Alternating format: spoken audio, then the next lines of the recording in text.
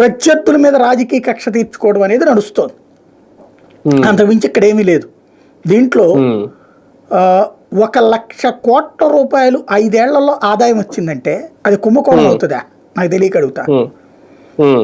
1,00,000 కోట్ల రూపాయల ఆదాయం వచ్చిందంటే కుంభకోణం అవుతుందా? అంటే ఎప్పుడు కుంభకోణం అంటారు? అంతకుముందు 1,50,000 వచ్చి మొన్నటిసారి 1,00,000 వచ్చింది అనుకోండి, 50,000 కోట్లు తినేశారు అంటారు. అంతే కదా? లేదు అంతకుముందు 1,20,000 కోట్లు వచ్చింది, ఇప్పుడు 1,00,000 వచ్చింది అనుకుంటే 20,000 కోట్లు తినేశారు అంటారు.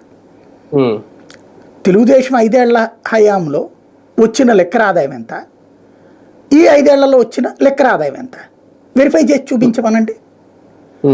అప్పుడు మొత్తం కలిపితే 50,000 కోట్లు ఏమో వచ్చి ఉండాలి 5 ఏళ్లలో.